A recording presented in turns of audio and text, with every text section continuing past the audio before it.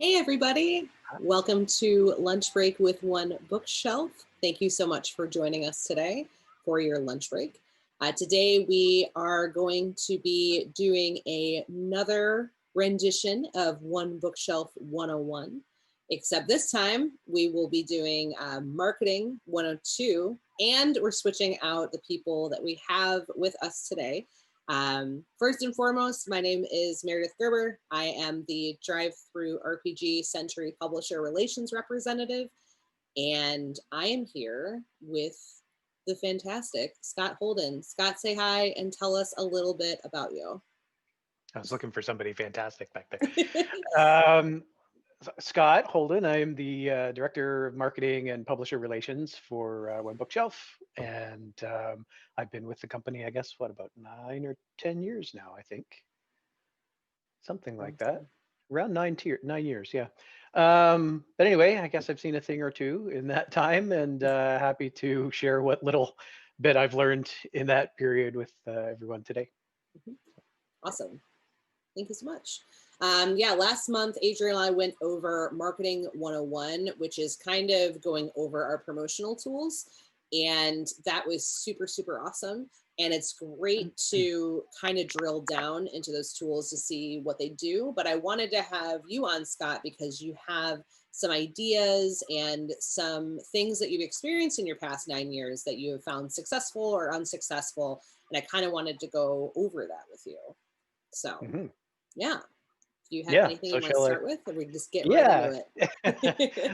Well, sure. So I guess we'll start off saying, I think that when we're talking about marketing tabletop RPGs, I think it's good to have sort of taken a look last time at the specific tools that people can maybe use on our site to help with their marketing.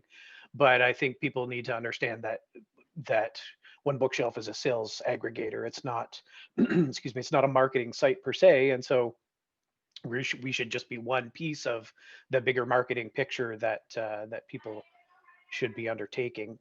And so I think that there are lots of other avenues to explore and stuff that we can talk about today and answer questions about. And I'm sure that there are going to be people who are watching who are going to have suggestions and ideas and thoughts that'll be, that will add greatly to ours as well. But anyway, so a few things that I thought would be worth talking about. One of the great tools that we have on our site that you probably addressed last time is the email marketing tools that we have. And I think that's probably the singly most powerful tool that we have to help publishers with their targeted marketing. I think that using those tools can be really powerful, whether it's new releases or what have you, but it's also something that's really easily overdone. And I think that some publishers maybe fall into that trap of sending emails to customers too often, which can drive people away ultimately. I think we've all dealt with enough spam emails in our inboxes that and not that your email is spam, but when a customer gets 3, 4, 5 emails in a row from the same publisher on the same topic, I know when that happens to me from various companies, they send me emails, I immediately unsubscribe because I don't want to have that much email correspondence. So it's something you want to be careful not to overuse. We can talk about that in more detail as we go, though. I think another powerful marketing tool that we provide, although maybe people don't think of it as a marketing tool, is Sitewide Sales, that we hold promotions, bigger promotions on our site, which are in themselves an opportunity for publishers to reach out to their customer base and let them know about stuff that's going on. So we can talk more about that. And then also probably just sort of general best practices, I think, good things to talk about, about too. So yeah. All right. So where should we begin? Let's start with, I was just talked about best practices. So let's go with that for now. So I think one of the first things, of course, everybody's interconnected through social media on the internet today. So I think that having good customer relations is probably a good place to start with in terms of thinking of marketing to people. You want to make sure that that you're answering your customers' needs, and that your products are what they want. That's a whole other discussion, but we can get into some more detail about that. Other things are good practices, probably a regular release cadence so that customers can come to trust that you're going to release what you say when you say, and also that they're going to regularly see new products from you, and not be waiting too long for it to come to market. And then just, I think in general, just being willing to sell yourself, not in a negative way, that can have a couple different connotations, but selling yourself in a good way, you know, making sure that people know you're out there, that they know your brand, that they know they can trust you to deliver what you say you're going to deliver on time. So, yeah. So, okay. So, just going back through sort of that list of things that I addressed there, I guess, talking more about the targeted marketing. So we talked about the send email to customers tool. If people don't know, and maybe you addressed this in a little more detail last time, but it's quite easy to break out your customers into into segregated groups using this tool, so that you can, while you can send a customer email out to all of your customers at once, sometimes it's better to use this tool to maybe target specific groups of customers who have bought a type of product from you before, or a specific product, or a specific game line that you sell. You don't want to necessarily be spamming your customers with all of your games when they're really only interested in one. So, so using this tool to really get down to the group of people that you want to market your stuff to is important. And as a guideline, I would say, you guys probably talked about this last time, but you don't want to do that kind of targeted email marketing, as I mentioned earlier, more than maybe a couple times a month, typically. If you have a special major release, I guess maybe you can play with that a little bit, but more than a couple times a month is probably bad practice in my experience. So, but there are lots of other ways to do targeted marketing, and this is just the one tool that exists on our site for that purpose. We have a couple other tools on the site, featured product messages and banners, of course, that can be targeted for specific product types and genres and various things. But that's, again, only one tiny piece of your bigger marketing picture. And so you have to consider also all of your social media channels. Are you on Reddit? Are you on Facebook? Are you on all these various places where you could be talking to other gamers who enjoy playing your games, and sort of maintaining that relationship with them and letting them know about your new stuff that's coming out, and directing them, back to purchase. So yeah, so then regarding purchases, I also talked earlier about taking part in the site-wide sales and promotions that we run.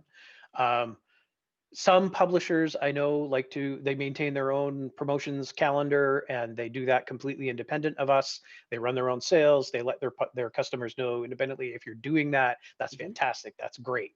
Then maybe, nothing's broken and you don't need to change anything.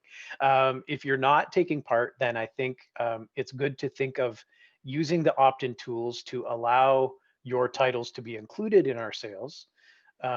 Then gives you a chance when those sales are coming, and probably it would be good for us to also show the publisher knowledge base page that shows what our big sort of annual site-wide sales are, because that's one of the evergreen questions that we see is, or it comes in all the time, is, hey, what are the next big sales coming up? We don't know what's happening. So we have some big established sales every year that publishers can know about. They can look that up on our publisher knowledge base, see when those sales are coming. For instance, New Year, New Game is running right now in January. Early March, we'll have our GM's Day sale, and so forth and so on. So making sure that you're opted in to take part in those sales is great. And I think some publishers decline to take part in those sales because they feel like they're sort of lost in the massive volume of titles on our site. And so they feel like, well, I'm just giving my stuff away for a lower price, and what am I getting from it? What you're getting from it is a chance to market your titles and reach out to your customers. So people who have had shown an interest in your product lines before, who are who've paid money for your titles, and letting them know that, hey, this thing is on for 25% right now. Yes, they're going to get a deal on that, which is good for them. It's good for you because you're making another sale, even if it's at a slightly reduced price. But the other thing that happens is then now if that customer that you've contacted through other social media or elsewhere comes to the site, buys a product during that sale, now they're on your targeted email list that you can then use for future promotions for further marketing efforts. So it's kind of an organic grouping of efforts there that comes together. So now you can reach out to them and let them know when you have other stuff for that same game line coming in on sale. What else should we say about site-wide sales? To definitely participate in them. I know, like, we said it, but like, it's something that I think is so important. And we kind of drove that home too in Marketing 101. Is I have seen some of my publishers say that, like, they'll put their core book on sale or whatever, and most customers, if they like it, they'll go through and like start clicking through and buying their other titles as well that surround that, which is important. And it's great. And I think the opt-in, opt-out tool is great too, because you can drill it down, which is really nice. It's not, yes, put every single thing I've ever put out on sale for a deep discount. It's, hey, I want these titles, or hey, I don't want these titles. And I think that's really helpful. I said last time too that people should make, if they switch their opt-out, opt-in a lot, make a note for yourself every month to double check, go in there and say, hey, okay, this is what I want, this is what I don't want, type of deal, especially because those titles that you don't want on sale eventually are going to age. And so you're going to want to move those. So that's important too. Yeah, absolutely. And one other thing to that sort of goes very closely with that is, if you, in terms of switching your opt-in on and off, just so sort of like a behind the curtain point for publishers to know is that usually when we're setting up a sale, that process begins about a week in advance of the launch date of the sale. So the sale is going to go up January 15th. Usually around the 8th or so is when we start setting the sale up. And so if you are typically not included in a sale and you want to be in this particular sale, switch your settings up just a little in advance of a week before.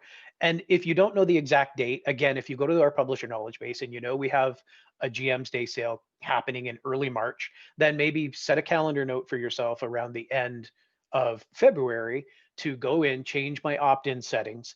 And then once the sale goes live, you can go back to your opt-in tools and set it back to what you wanted, what your sort of general setting is for that. So so that way you're allowing you have more manual control over whether you want to be involved in every site-wide sale, or maybe there's only one a year you want to be involved in, or a couple of our bigger ones like Christmas in July and New Year, New Game, like twice a year, that's all I want to do.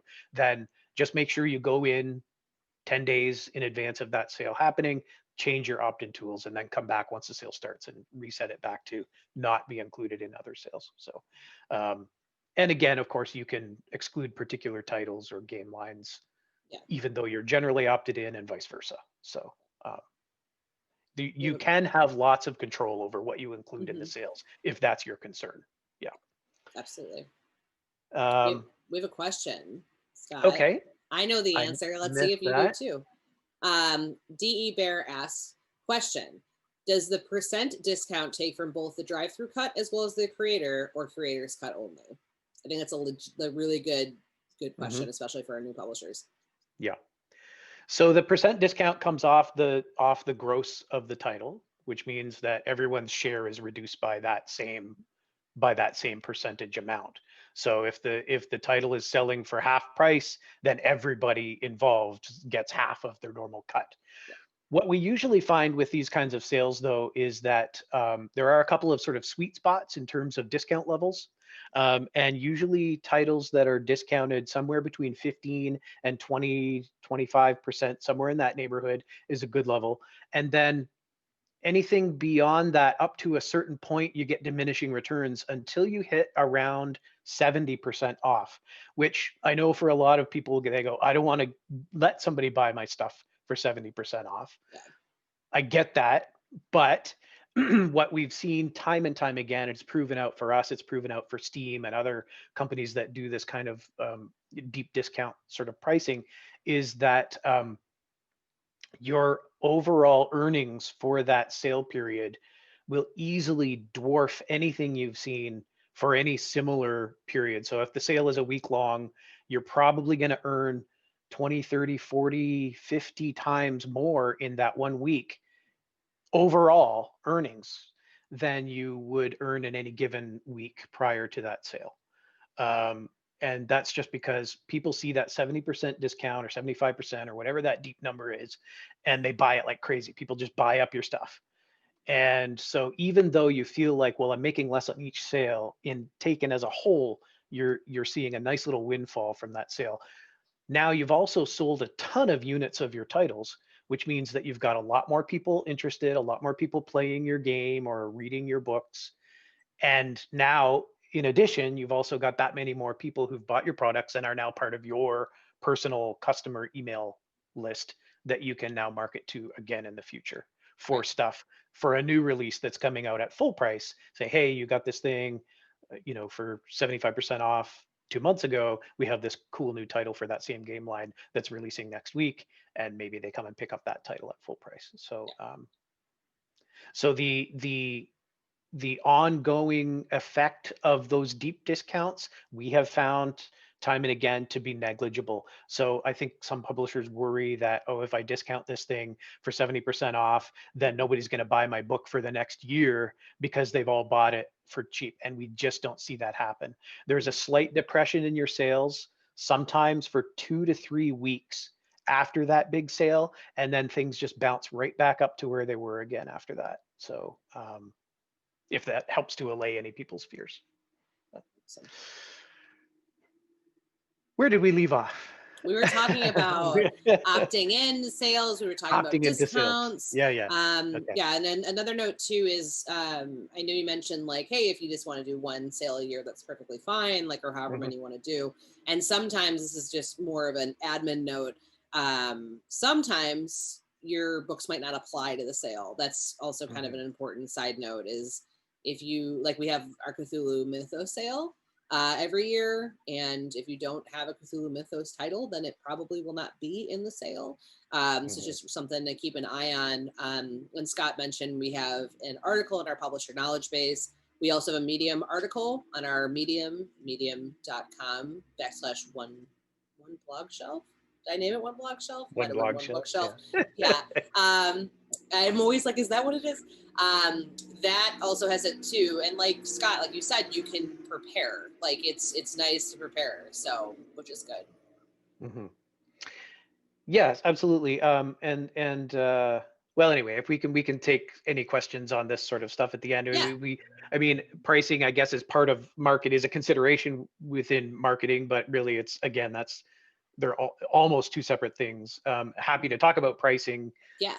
At any time as well, but just to sort of get things back on track with absolutely, marketing 100%. in general here. So the next thing that I mentioned earlier was good maintaining good customer relations. I mean, that's an important part of marketing these days, in particular, where hello, kitty. It's Banjo. Banjo wants to be on stream. Go ahead. Stars in his eyes. It stars in his eyes. What a cutie pie.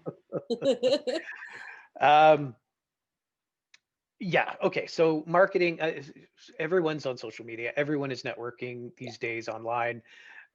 Maintaining a good public persona, good public image is, like it or not, a part of marketing. It's a part of branding and a part of marketing. Getting into arguments with your customers online, making snarky comments to them on, comments on your product page, those sorts of things, they don't really do you any good in the long run. I guess it's a tough thing to manage, but Mm, if it's, we've all heard the adage, if you don't have anything nice to say, don't say anything at all. And yeah. that really does apply here. It doesn't matter if people come in and are slamming your book and complaining about it. If they say something that is unfair or unwarranted, then hopefully you have made other fans who are going to come in and argue the point for you. Mhm. And if they make something that's a fair and objective point about your book, then take that as a learning point. And in your next book, don't make that same mistake, or add that to your Absolutely. errata and fix the book. Hmm. Try and be open to constructive criticism, I guess Yeah, is what I'm saying. absolutely. Um, I always, that always makes me think Meredith is fond of quoting quoting Steve Wick Oh, the about $100.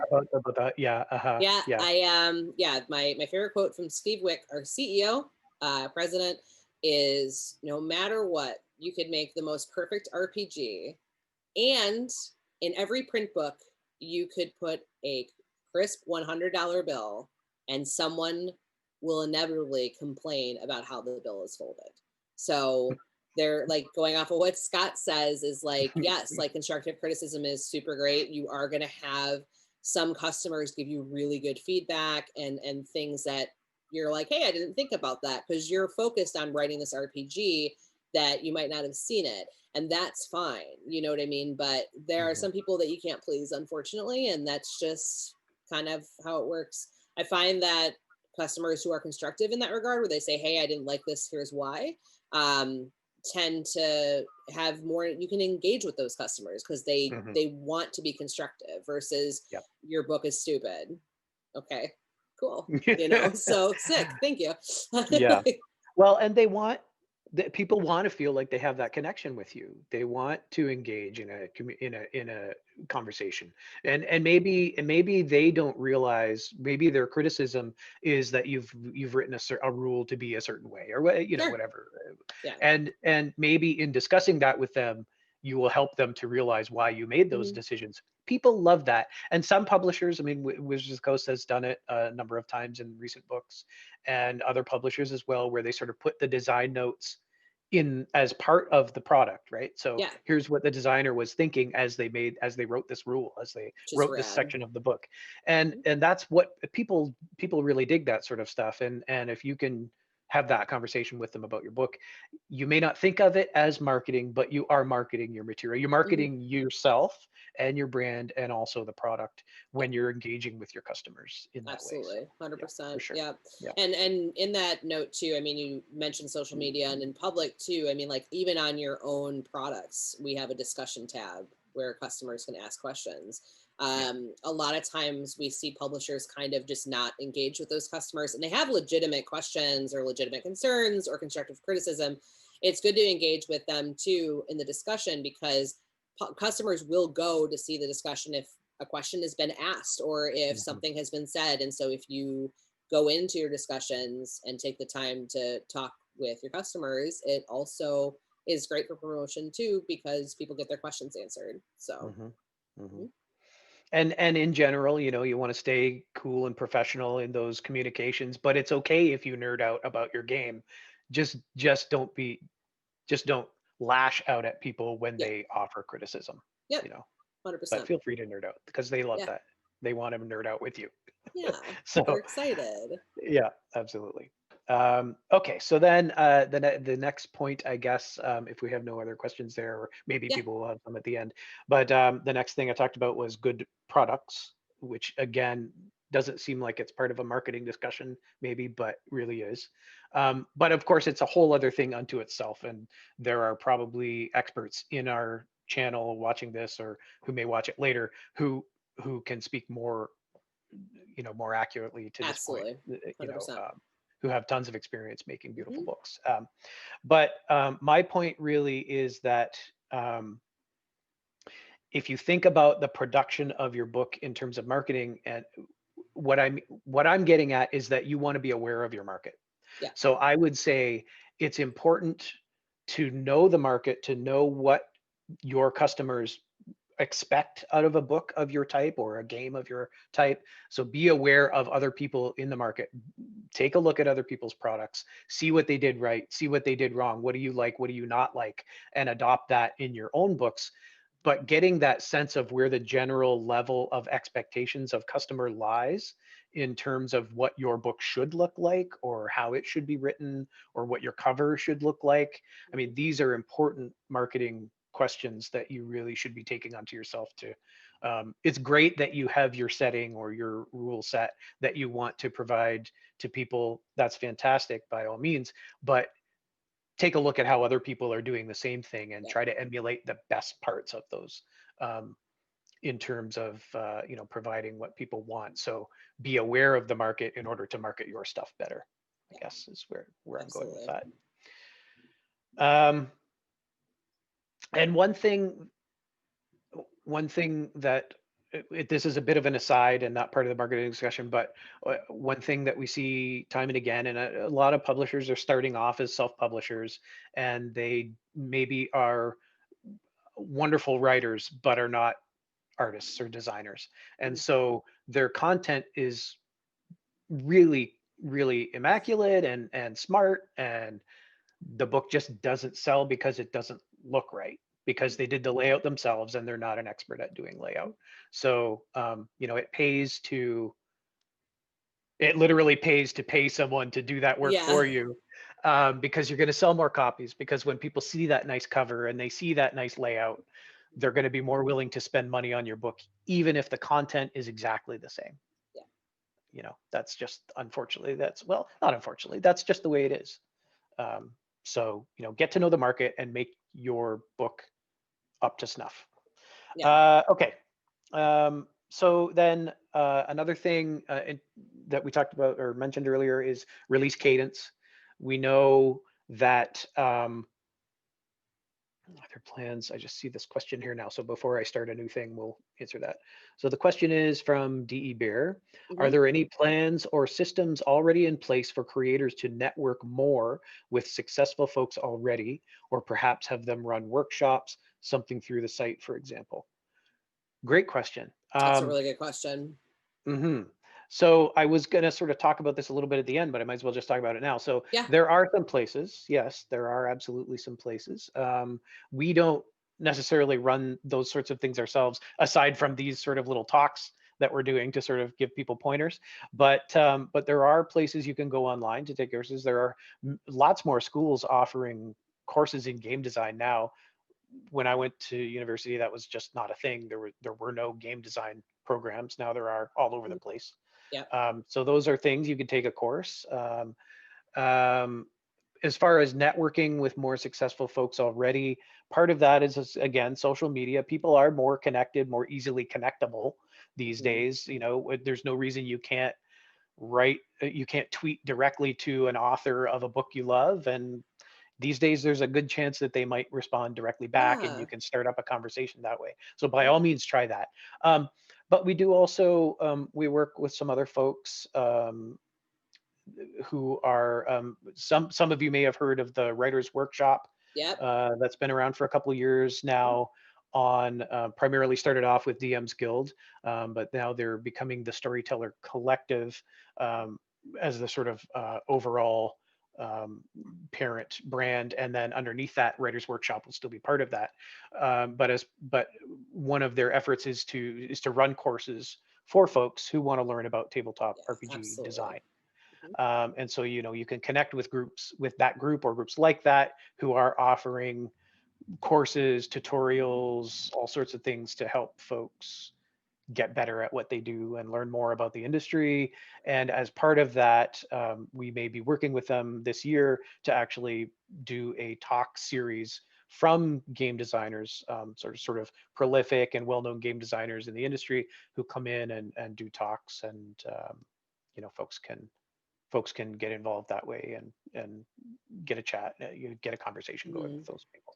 Yeah, and the other, branching off of that, the other thing is community content's also a good start too, because all the templates and stuff are given to you. So it's a good, if you want to kind of explore a little bit. We have DM's Guild, we have Storytellers Vault, we have Miskatonic Repository, Canis Minor, we have tons that you can find if you scroll down to the bottom and say how, create content for your favorite games, and it has all our community content programs there. The other thing I wanted to know too is that there is also our Discord, our DriveThruRPG Discord. While it's not like they don't have like official talks and stuff, but like they have, like, we have a ton. And you can actually find that here, the little Discord under help. We have a ton of people who are veterans in there that if, I can't answer, or Adriel can't answer, or Scott or whoever on our team, they're usually pretty fast in getting that help out. And also we've seen people offer feedback, on covers and stuff like that. So it's a good place with all the publishers that we have. So check that out. And frankly, sometimes the perspective that you're going to get from those other publishers on the Discord chat or wherever is going to maybe be more helpful than what we would tell you, because we know our site and we know our business very much from one side. Many of us have also published and worked with various publishers on that level as well, but there are lots of folks who are working actively as publishers full-time, selling stuff through our sites, who may have insights into our tools and processes from a perspective that's more helpful to you than what we might tell you in response. I mean, we're gonna try to be as helpful as we can, but just realistically, they may have better experience for your needs. So okay, what was I going to talk about next? Oh yes, so release cadence. Yeah, so we know that you're in the you want to build a brand, right? You want to market your material, get people to know your name, get people to know the name of your game.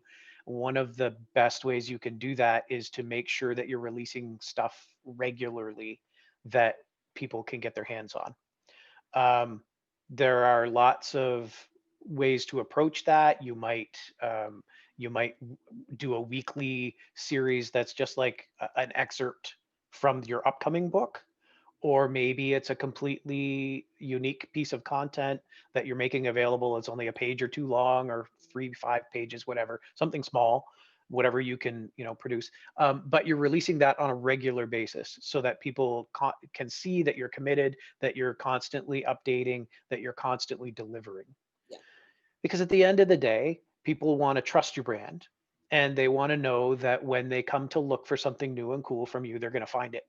And so, listen, life gets in the way, and sometimes we don't deliver projects on time. But if that happens consistently, people start to distrust that they're going to find new cool stuff from you. So you want to make sure that you're releasing when you say you're going to release, and you want to, and things slip. And as long as you're open and transparent with your customers about that and say, hey, look, this book is going to get pushed back 2 months because of X, Y, and Z, usually they're going to understand. Some won't. Again, the $100 bill thing. Some are going to complain no matter what. But as a rule, you want to try and release on a regular basis, and that could be weekly. It could be every 2 weeks. It could be every month. It could be maybe you do like a small monthly thing with quarterly major releases, or whatever cadence makes sense for you and your capacity. But then establish it and maintain it. So that people know to come back and look for something from you on that regular basis. And the other thing to consider is that each time you do that, whether you're releasing something that's just an excerpt or just a small piece of content that alludes to one of your upcoming major books, that is another marketing opportunity for your major product that's soon to come. So every time you're reaching out to let customers know that, hey, we've got this thing, or if you're offering it as a sort of loss leader free thing that has links to the upcoming title or your upcoming Kickstarter or whatever, you're proactively marketing your stuff and getting it out to those customers so that they know about your next upcoming major title, and they can sort of salivate and wait for that bell to ring and know that they're going to get fed on time. So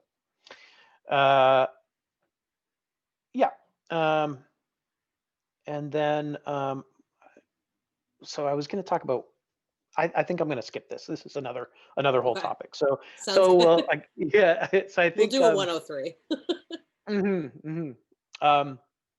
The next thing is just is this idea of sell, being willing to sell yourself. And I know for a lot of people that that term comes across as negative, and it can be, and you don't want to sell out so much as just be willing to, you know, be willing to talk to people, be willing to engage, be willing to proclaim that you have this awesome new thing coming out and you really love it and you're passionate about it and you really want people to see it. You have to be willing to get out there and pitch and sell your stuff.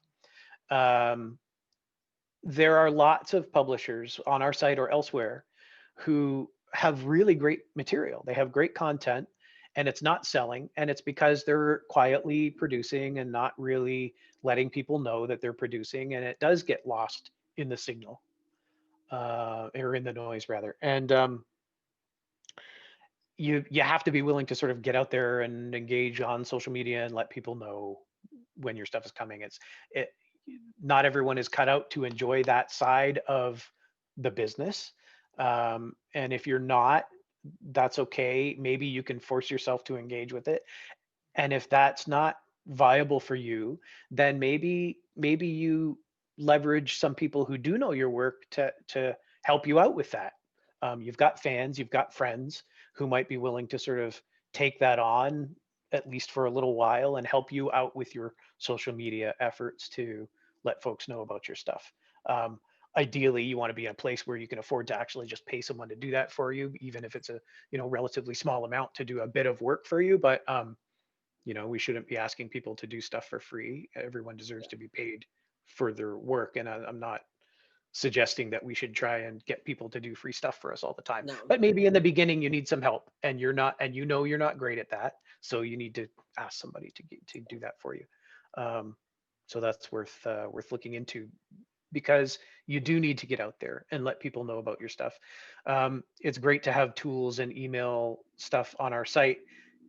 If you're not using it, it's not doing you any good, and maybe you're then people get disillusioned and they stop trying, and then they stop putting up new products because they released 5 new things and none of them really sold. Well, you've got to let people know that that stuff is out there. So really, at the end of the day, that's what it comes down to. I mean, that's what marketing is, right? It's just letting people know about what it is that you have to sell. So it's like, it's not really profound, but you have to be willing to do that work. And if you're not, well, I mean, I don't think anybody gets into tabletop publishing with the expectation of making a ton of money at it. But there are certainly people who make a decent living at it and are doing it professionally, and have sort of come to that usually through a lot of hard work and grinding and letting people know and getting out there and engaging, even if they don't like to do it, with their fans and with prospective fans. So yeah, I don't know, anything to add there, Meredith, to that? I think that's like really good. And I mean, like, I just completely agree with you. And it's tough and it's hard to, in the beginning, to ask for help, like it's really, really tough, because you want to do this on your own and you want to, work on it. But yeah, I mean, lending to your, network of people, whether that's friends or peers or fans, is very, very important. And it's very, very helpful in that regard too. So yeah.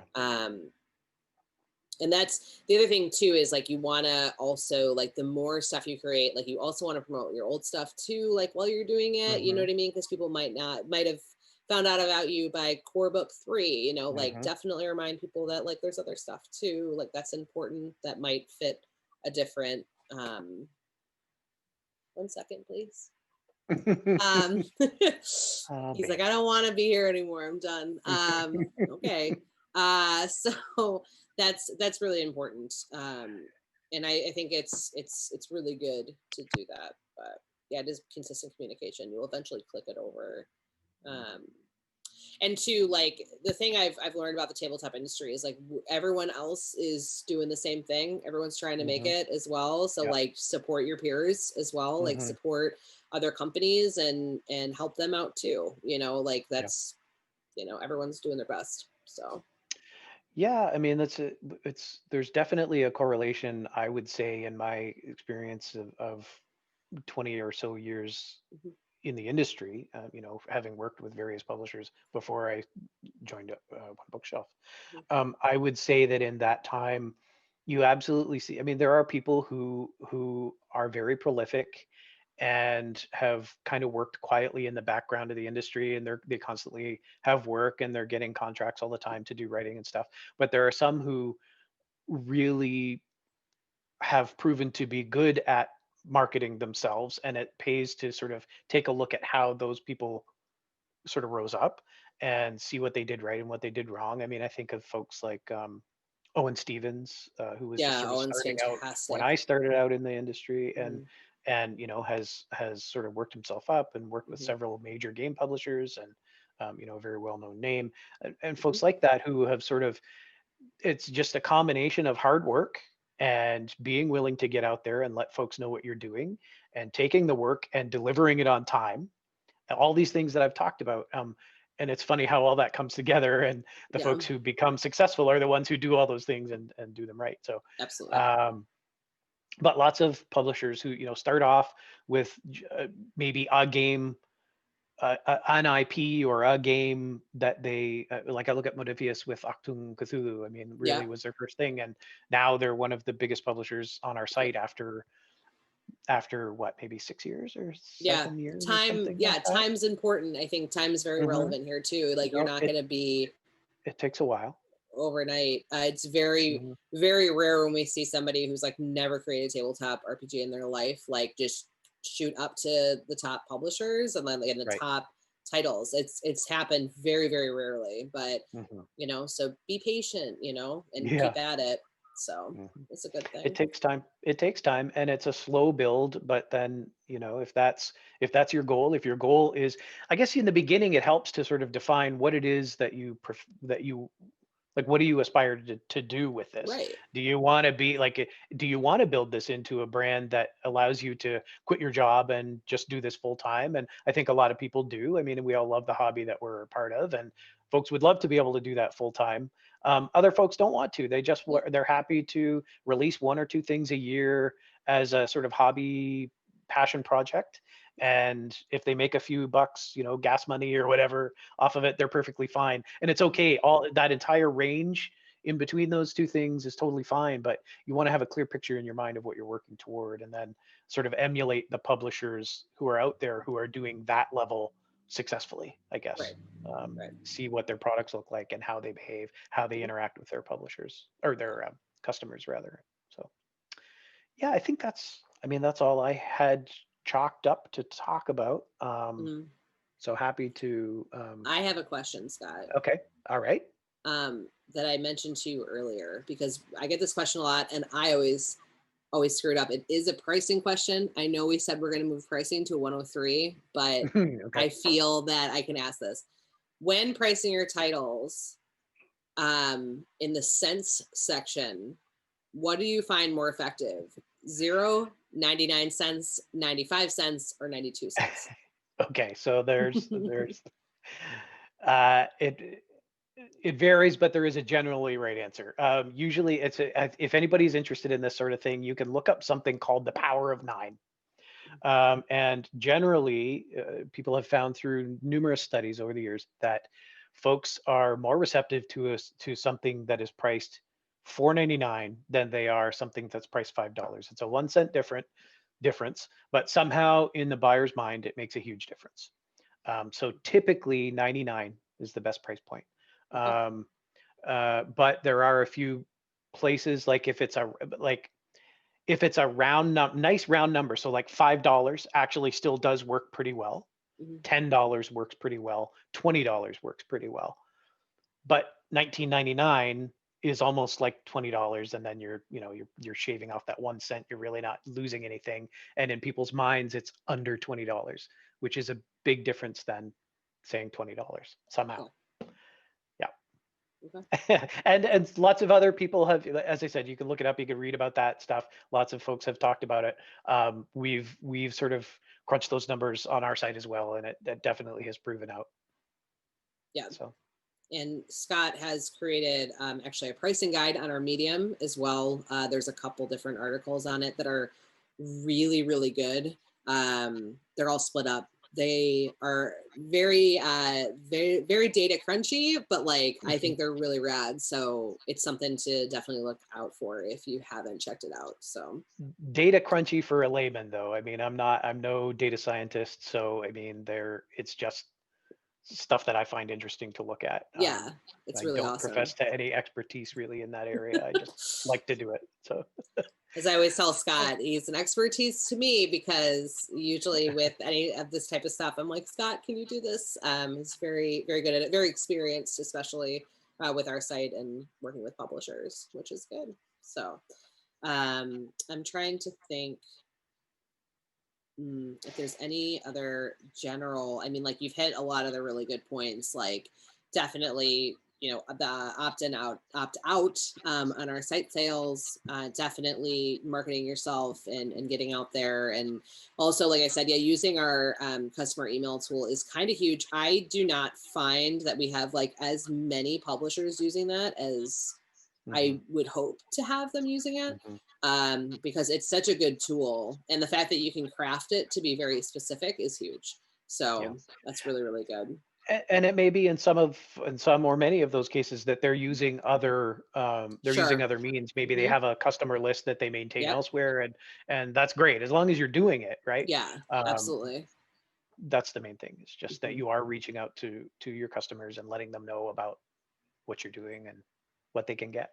Yeah, So yeah. absolutely. I thought I might close out also actually with a few books that I've read that I pulled a few off my shelf here that are some of my Ooh, faves that I thought if people are interested, they might like to take a look at.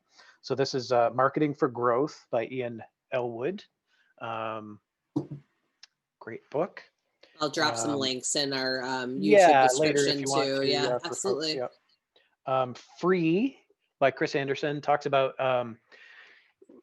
how useful it is and in what context you can market by giving people things for free, and at what point does that really just become a loss for you. It's an interesting Mhm. talk about that stuff. This one is good. It's a collection of thoughts and essays and articles. It's called The Naked Truth About Self-Publishing Mm. by it is by the Indie Voice. Lots of good interesting thoughts in there. And then the last one is understanding digital marketing, which is kind of Awesome. a good go-to. But anyway, yeah, Yeah. we can share links to those if folks are interested in seeing those later on. Yeah, I think so for sure. It'll be helpful. Good So nuggets of yeah, knowledge. Yeah. I'm trying to think if there's anything else, any other like burning questions that I have thought of, or if anyone has any questions, definitely let us know too. And also, like we always say, if you are watching this and you have a question later, you can totally let us know. Like we are more than happy to answer it, especially with getting your titles set up and things like that. One of our job like responsibilities essentially is helping you do that. So if we don't know how you should price something or what have you, we'll definitely contact Scott. So oh, Lysa has a question.